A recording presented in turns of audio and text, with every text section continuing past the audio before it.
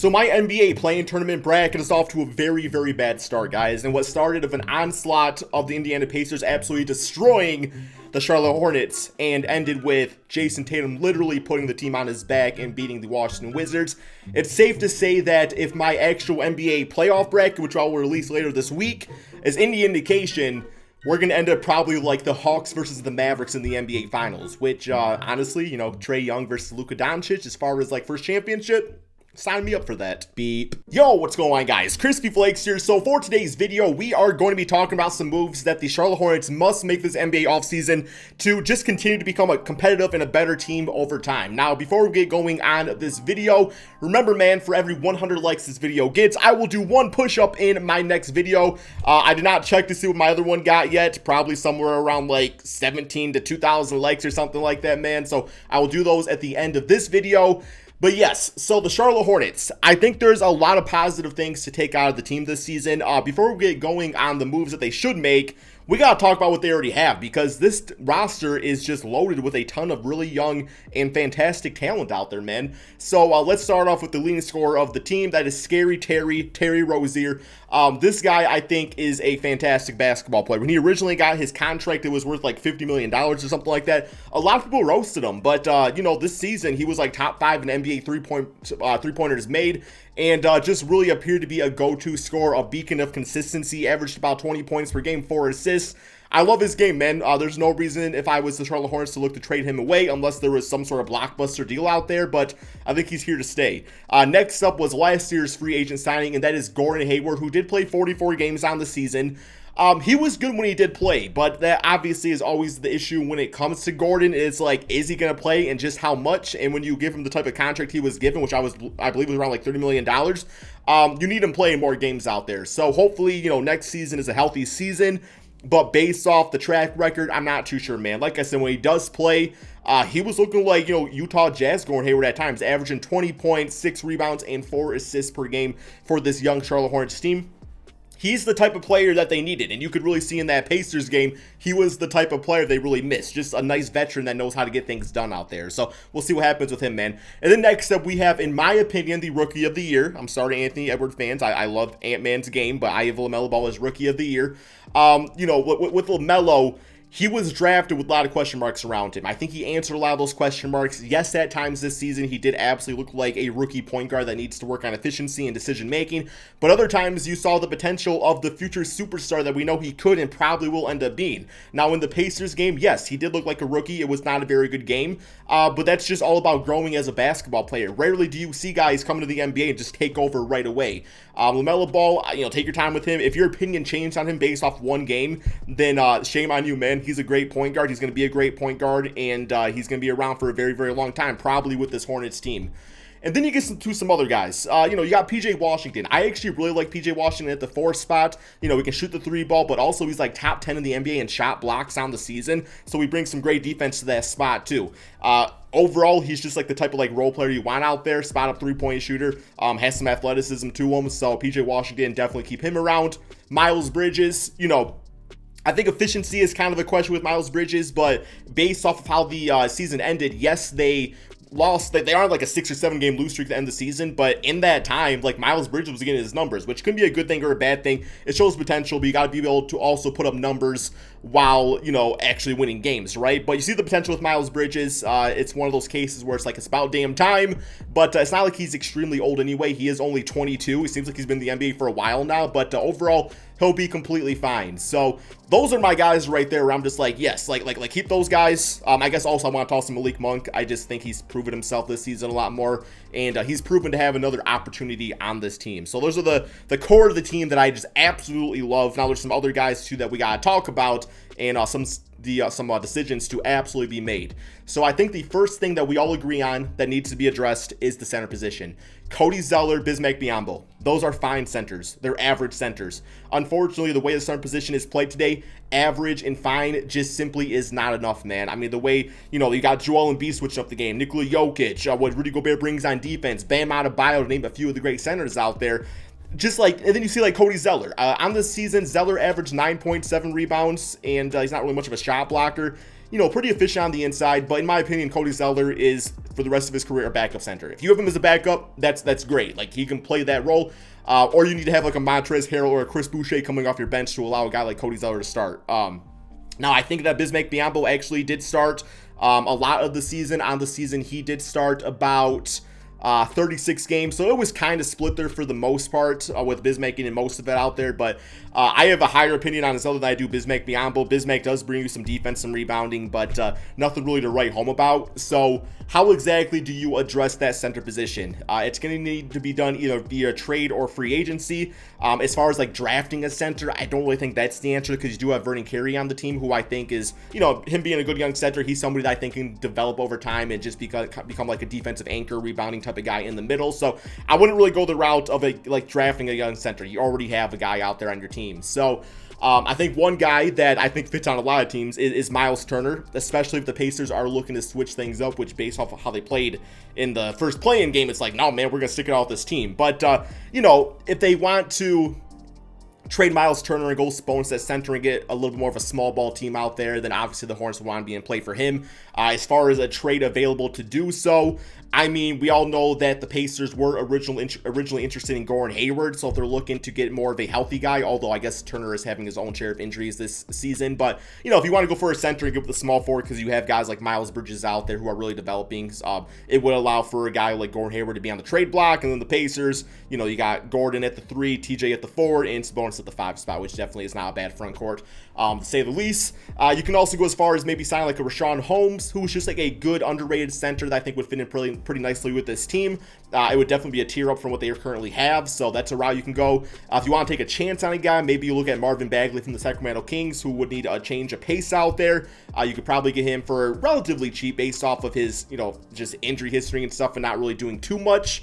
In his young NBA career, he's had pretty good moments at times, but overall it's not been too much, so that's a route you could go.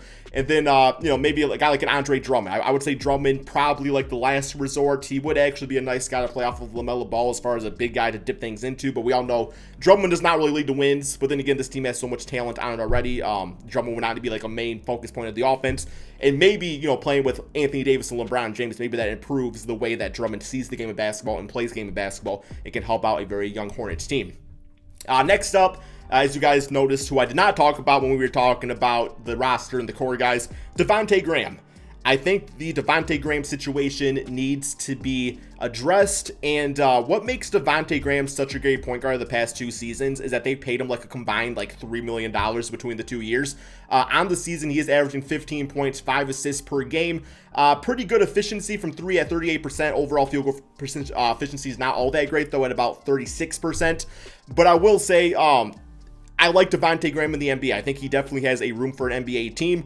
If he can come back to the Hornets on a really good deal, then obviously you'll keep him, but I would not overpay for him. The reason I wouldn't is just because the way he plays, it's not really what they need on the team right now. They don't really need a scoring guard. They have that with Terry Rozier. They have that with Malik Monk off the bench. So I would probably look to, maybe upgrade the defensive backup point guard spot, and you could do that by letting a guy like Devontae Graham walk away or doing a sign trade or something. Now, if you're open to keeping them, Hornet fans, feel free to do so. I just think there's bigger needs out there, bigger veteran needs, and Devontae definitely will find a home in the NBA. I just don't know if it's with the Hornets long term. Now, if they can get him for a good deal, then that's different. Next up, one thing we noticed is that their perimeter defense is not very good, man. The perimeter defense is not very good. They need to address that this NBA offseason. So I think to do that, maybe you go for a guy, if, and this is assuming these guys are shopped. I did look at the free agency, and there's like some, there's obviously going to be like some defensive guys out there, perimeter guys, but I didn't really see anybody that really stood out to me. So I would look to maybe trade for a guy like a Marcus Smart or a Matisse Thybulle, assuming the Celtics or 76ers are even willing to do that in the first place. Those are guys that could fit next to, Terry Rozier or LaMelo Ball in the backcourt and instantly make them a way better defensive team. So assuming they can get somebody like that, I mean, those guys are not just easily given away, because every team wants great perimeter guys that just can knock down the three-point shot and play with heart and everything. I mean, they're, few and far between. Next up, assuming that Devontae Graham is gone, they will need to address the backup point guard position. Once again, as far as like backup point guards, not a lot of great options. There are some good point guards in this free agency class, but guys like Mike Conley or Dennis Schroeder that you would probably see starting on a team. I guess Schroeder could come to the team and be a six-man. He's a great six-man in the NBA, but once again, not really what this team absolutely needs. So I would look maybe to go for like TJ McConnell, who was like top in the NBA in steals, another just veteran guy out there that I think, you know, a guy like LaMelo Ball could learn a lot from as far as defense and how to approach the game defensively and everything. So TJ McConnell would be great. If you want to go a different route, maybe a guy like a Chris Dunn, who, you know, Chris Dunn's fine. I mean, this is just kind of scraping the bottom of the barrel. He plays defense. It would be a guy that's different than Devontae Graham, right? And I think finally, you got to look towards the NBA draft. So who exactly is available for them to draft? Right now, based off what I was seeing, they're drafting between like the 11th and 15th spot. That could subject to change, obviously. Some of the guys that were available there is a guy like a Scotty Barnes, who is a good go-to scorer type of player. By getting somebody like that, that would allow him to grow with his team and essentially allow you to shop somebody like Gordon Hayward, assuming a team would take on that contract.